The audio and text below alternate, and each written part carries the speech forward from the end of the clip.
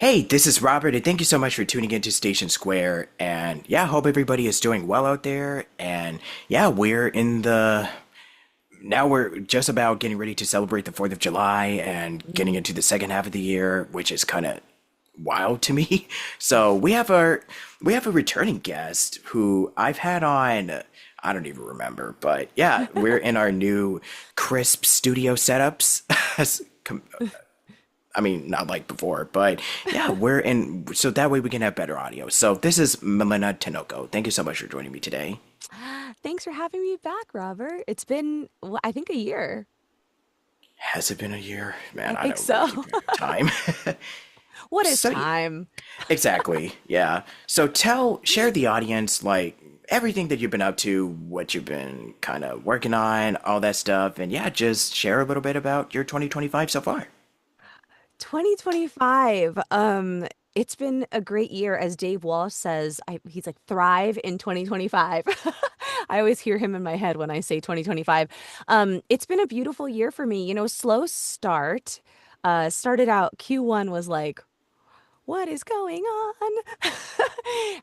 And then VO Atlanta happened, which was incredible. Always wonderful to see all of my VO friends learn. And it was actually my first time coming to VO Atlanta as a speaker. I had a breakout session. I was also on a panel, which was super fun, totally different experience. But after that, I came home super invigorated. And I don't know if that just like I was putting out this energy, but yeah, totally shifted my year, and since then it's been really great.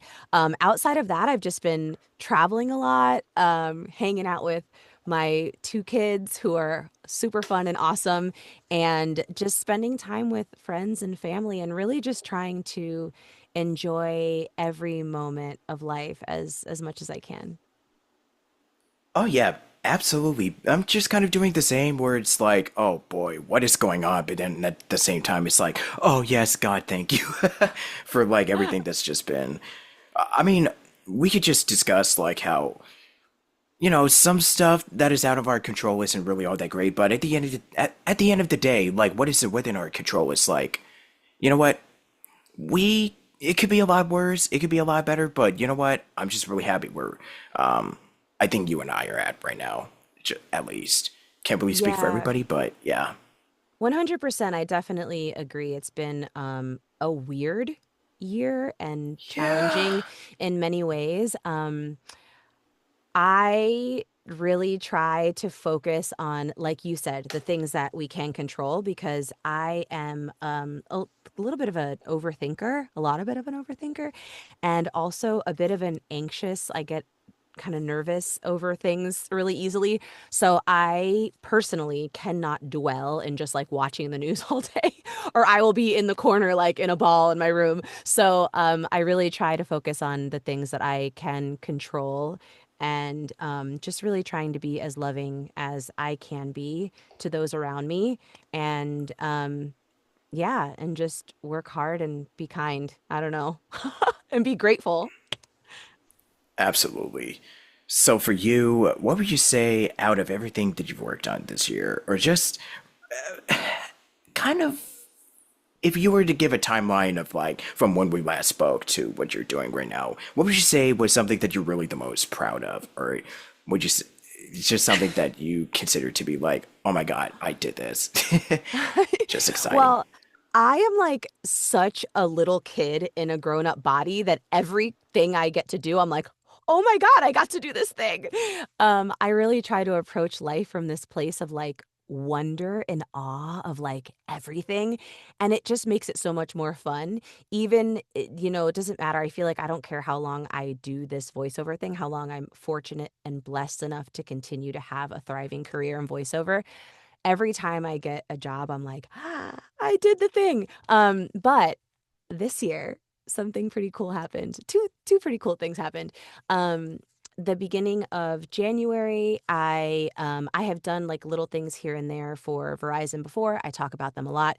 But since the beginning of the year, I have been one of their brand voices, which is pretty cool. I've never been a part of multiple big campaigns for a major brand before, so that has been really cool. But the most impactful, I think, for me has been that about a year ago in 2024, a little over a year ago, I voiced a some like announcements at Universal Studios here in Florida in Orlando, and that was cool for me because I am a theme park nerd. I love going on roller coasters. I love riding rides. I love just letting my inner child come out and play. So to get to voice something in a park that I love to visit was pretty cool. And then I had a little cameo in their nightly show with the Minions. So I did that a little over a year ago, and I was pretty excited about that. But this year, couple months ago, I got a call from Universal again that they wanted to have me back to do even more VO for the newest park that just opened. It's called Epic Universe. It is the largest theme park in the world. And I am the voice of their nighttime spectacular at that park. There is a new opening moment where before the park opens, my voice is sort of welcoming the travelers into the park and letting them know that, you know, you are the story, the writers of your story, and you're going to go on this beautiful journey today in Epic Universe.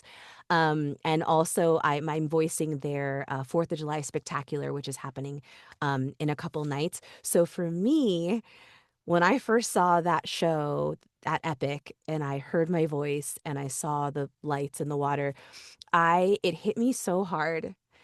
I started crying because as a little girl, I just remember going to Disney, Universal, any of these parks and seeing that nightly show and hearing the voices and leaving the park feeling so hopeful and magical. And to get to be a part of the magic is such a gift. So that's what I am most excited about that I did this year. And I've worked on a lot of really cool projects, but for me, this one is probably the most meaningful, is to get to play even a small itty bitty little part in the magic for, you know, for people from around the world every night. It's pretty cool. Yeah, so that was really exciting. So which ones would you say were kind of like, because as artists, we kind of like to challenge ourselves in a way. So what would you say was kind of the most creatively challenging and also fulfilling at the same time? Um, I would say, you know, I wouldn't call this particular project at Epic creatively challenging because honestly, anybody who sees my social media and sees my stuff knows I'm all into like the woo woo and the universe and like gratitude and meditation and all these like the stars aligning. So the script felt very aligned with who I am. So I actually cried in the session at Universal Studios reading that stuff. But that was definitely the most meaningful for me. As far as challenging, this year I'm branching out into two new genres. I mainly work in commercials. That's what I've worked in the majority of my career. I do some corporate narration as well, a little bit of IVR with some really long-term clients. So I like, you know, keep them there. But this year I have been branching out into promo and in gaming. And I think I am on hold right now for my first game. So I can't say anything about it. Obviously, you know how that goes.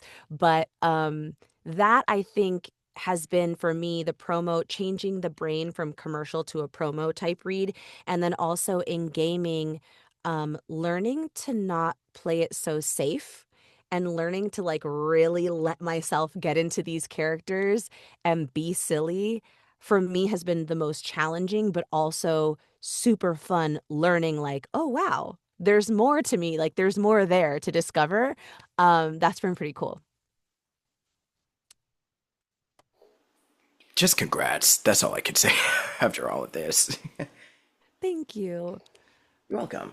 Yeah, and what is something that you really just am so, what are you so, just gratitude? That's pretty much my next question. So, I guess in a way, is there anything that you're really the most grateful for after being in the voiceover business for all these years? I mean, how long much time do we have? I could list off things I'm grateful for a week. I think the standout things are the community.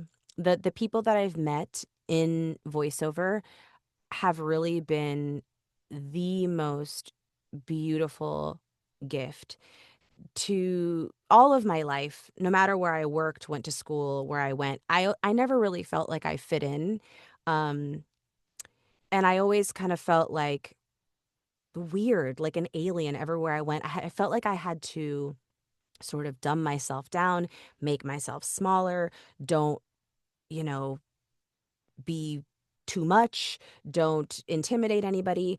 And coming into the voiceover industry, it really truly is such a safe space for anybody who's felt like they don't fit in. I feel like everyone in this industry is so genuinely loving to the point where you're like, is this real life? Like everybody wants everyone to win.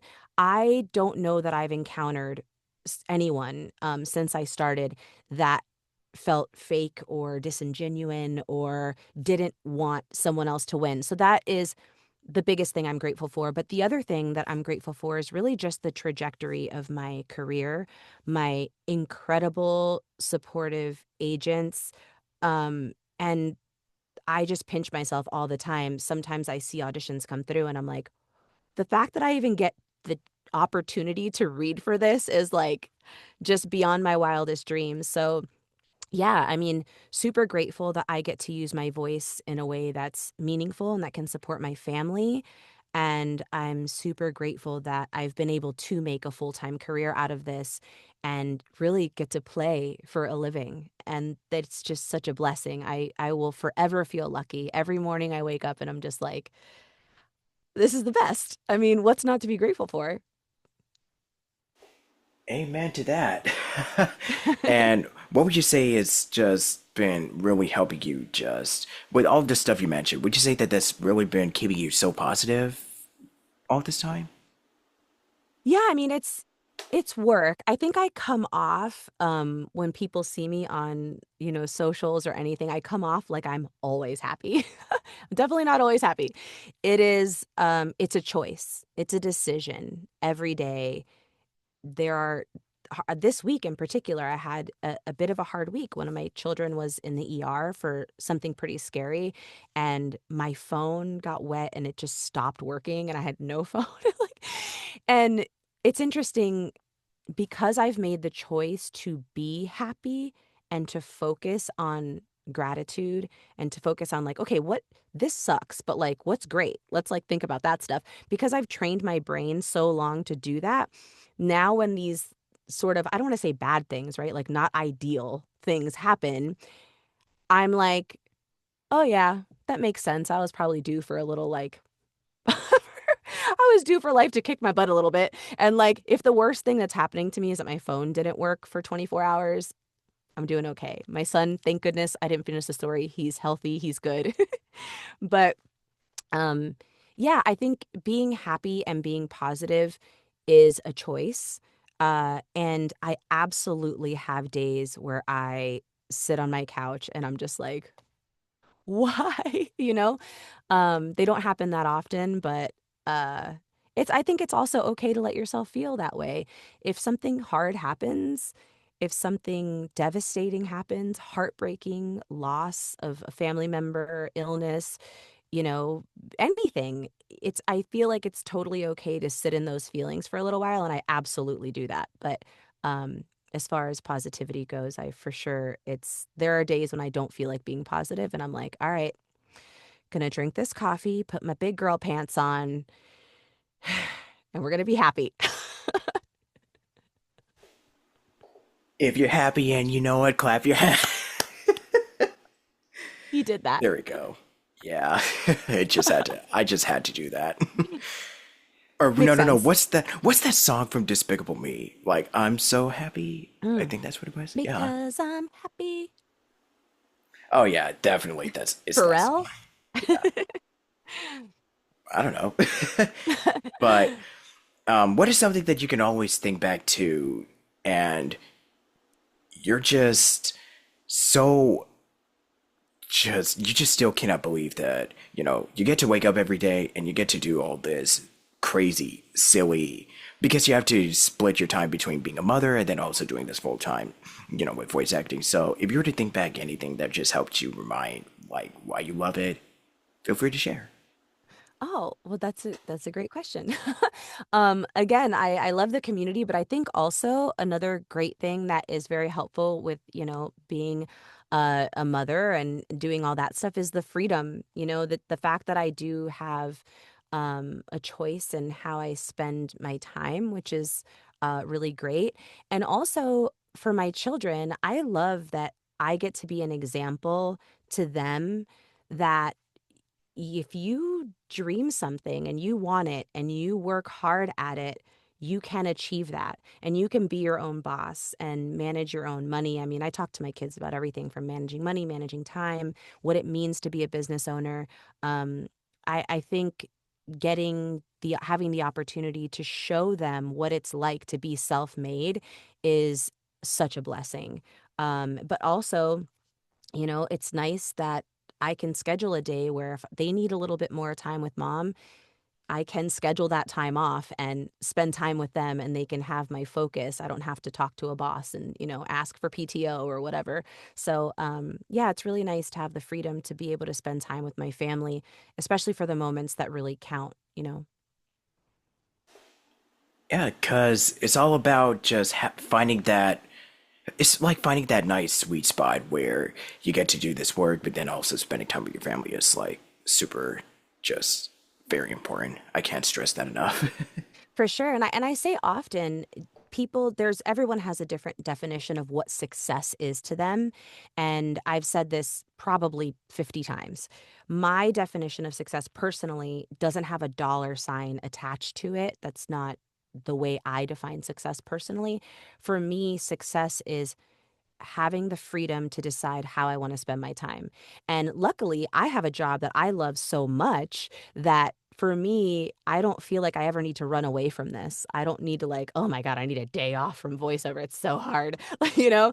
Um, I get to decide, how much or how little I want to do. Thankfully, I love my job, so I like to do it a lot. But that for me has been the biggest win and that's like sort of how I measure my success. Like my kids they did really, really well in school this year. They really wanted to go to Legoland. And I was like, okay, we're going to go to Legoland for 3 days. I took a Friday off of work and we went Friday, Saturday, Sunday. And to be able to just say, yep, that's what you guys want to do. We're going to do it. Let's go. That to me is like just the best thing ever. Like I said, it's just the moments like this that just makes it all even more worth it. Yeah, it just Yeah. really makes it all the more worthwhile, you know what I mean? Yeah, for sure. Yeah, and if you were to give shout outs to, I guess your family or friends or just anybody that's really been so inspiring and influential on your journey, Oh my go ahead. gosh. Ah. Well, I mean, my parents are both performers, so having their example, they were both performers and entrepreneurs. So first, before anyone else, my parents, they worked so hard. They both came from Colombia and made a life for themselves, having their own businesses. So I was raised in that environment, which I think was really helpful and impactful for me. So grateful for them. Um, Prior to my divorce, my ex-husband, who I'm very good friends with, he was the one really who was like, just try it. See if you just try this full time. I was so burnt out in the hospital, and he encouraged me to just quit my job and gave me the space to really just dive into VO full time. And without that permission, I was too scared to do it. And without that, like, hey, just try it, see what happens. Um, I probably would have done it eventually, but I'm really grateful for that, that I had that support, that second income in the house that allowed me to get started and kind of go from there. And my kids for their patience, because oh my goodness, the amount of times we've been like in the middle of dinner and I get something from LA and I'm like, okay, guys, I gotta like, I'm gonna do this really quick. I'll be right back. And just my VO family, I could name 100 people. I'm not going to do it right now because other will be here forever. But all of my voiceover family, my close friends, they know who they are. They sit with me on those days. We call each other when things are slow and we're questioning ourselves, when that imposter syndrome sets in. And they're also there for me when we're there for each other when there's a win, when something amazing happens. There are no bigger cheerleaders than my VO family. So shout out to all of you. I love you. And yeah, I'm so grateful. Can you also name any media, like when it comes to, I don't know, a game or a show or just anything that you've probably would consider as like also another influence and stuff that you want to recommend to those that are curious? Well, I have not started in gaming yet. I have my first like thing that I I'm on hold for, so we'll see what happens there. So I can't really name them. But I'm super grateful, to my agents at CESD and DPN. Like the two of them really like have been amplifying me so much and really helping me find direction in my career, which has been really beautiful. It's really nice to have that sort of guidance um, because, it's just really nice to have people in your corner who want to see you win. And I'm really, really blessed to have such a great team that I work with because without them, I wouldn't have these opportunities. And if I have questions, it's so nice to be able to call and be like, hey, can I do this or do I not? Or what do you think? So super grateful.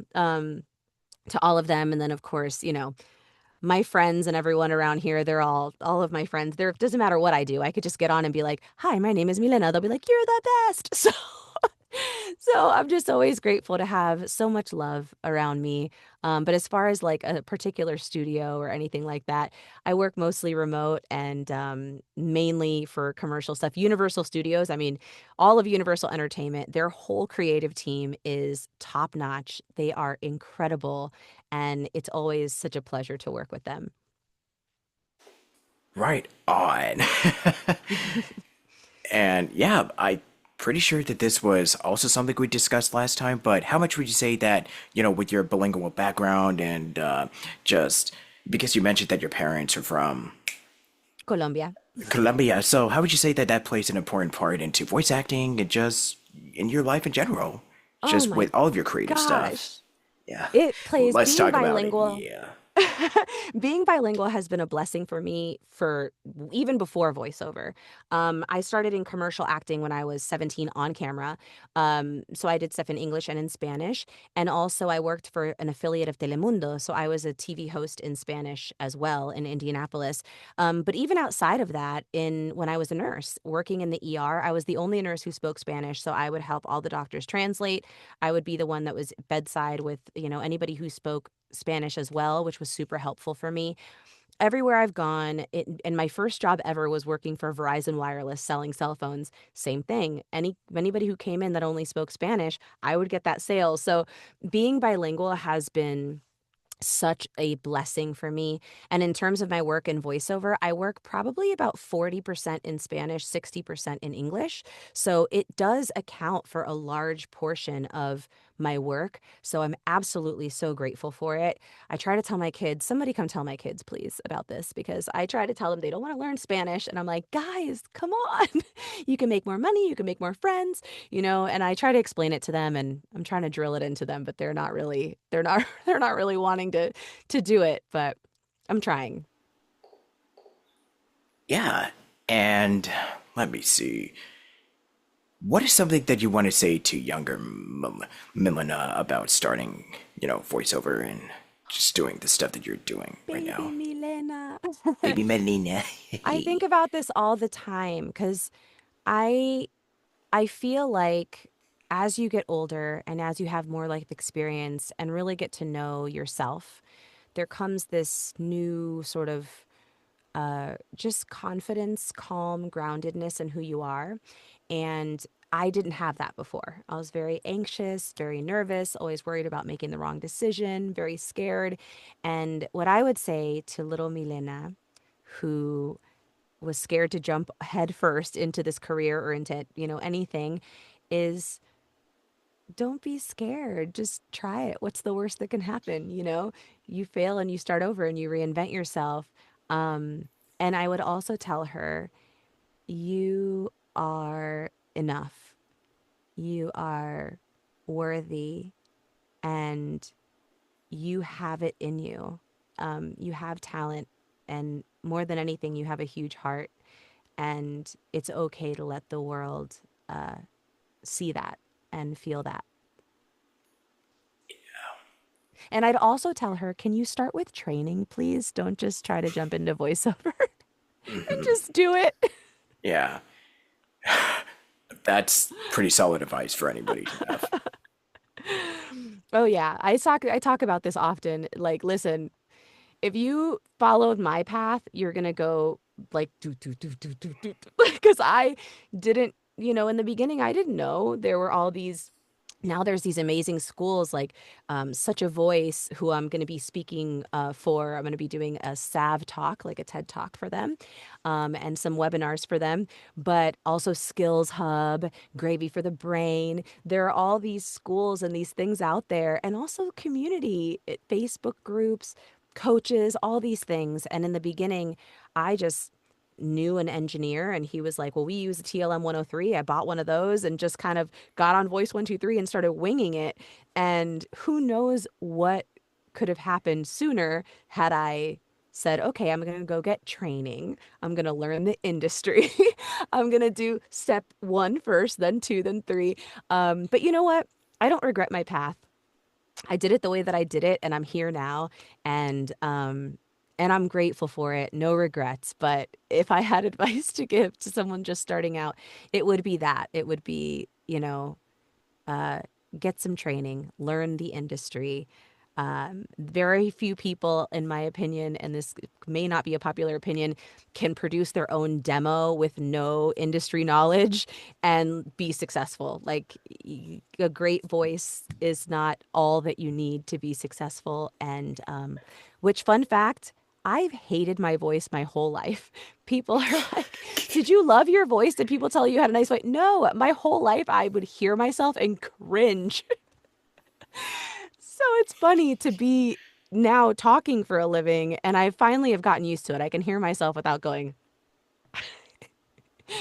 But yeah, training is key. Community is key. Learning the industry is key, and and acting classes and really understanding what you're trying to perform so that you can really connect. Yeah, I think that's some pretty great, like, solid final advice to give out to those that are wanting to do this. Well, you're welcome. Yeah, if you were to plug in your socials and any plans that you got coming up, 4th of July, family, or just any VO, because I know you've probably talked about a few that you can, that's not under NDA, but just Sure. go ahead, it's yours. Yeah, so Instagram, you can follow me at Milena Voiceover, Milena Voiceover. LinkedIn, I'm not very active on, but Milena Tinoco or Milena Voiceover, whatever the LinkedIn.com/Milena Voiceover. Same thing with Facebook. I'm Milena Voiceover on there as well. Try to keep it simple, just across the board, Milena Voiceover. The next thing I'm doing is I travel a lot. I just went to Amsterdam. I'm going to the beach this weekend. I've got a Bali trip coming up and Tulum as well. I like to travel the world. And then on July 13th, I am doing a SAV talk for Such a Voice for their members. If you're a member of Such a Voice, July 13th at 7 p.m. Eastern, I'm going to be talking about my presentation that I did at VO Atlanta, which is learning the language of live, how to nail your live sessions like a pro. So I'm talking about that. And then I will be with them again in August to do a workout. if people want to work on scripts, if you're a member of such a voice. And then also in July, I will be having a workshop for Nate Beagle. He does some coaching and training as well. And I haven't decided yet what I'm going to talk about, but I'll start posting that on my socials soon. Yeah. So for the outro, would you like to do, say, your name, list of projects you're doing? This is Station Square with Robert Jackson? Something like that? Okay. Whenever you're ready. This is Milena Tinoco, and thank you so much for joining me and Robert Jackson on Station Square. Yeah, and where can people hear your wonderful, soothing voice, vocal quality? You can hear my voice right now with Ford Blue Advantage, with Verizon, at Universal Studios, and at Epic Studios, or Epic Universe, excuse me. And yeah, there's a bunch of stuff out there in the ether. And also just follow me, come connect, follow me on Instagram. That's where I'm the most active, and I would love to connect and get to know you. Any closing thoughts or farewell? Do we got it? No, I feel like we got it. Yeah, we did it. We did the We thing. did the We did the thing. thing. We did Yes. Thank you. Thank you for watching. Thank you so much for just sticking around and just putting up with this tomfoolery. So, yeah, thank you so much, and be sure to follow on socials that I'll probably include in the description. And until next time, happy 4th of July, and live Happy long 4th and of prosper. God bless, July. and yeah, have a good one, y'all. Bye. Bye.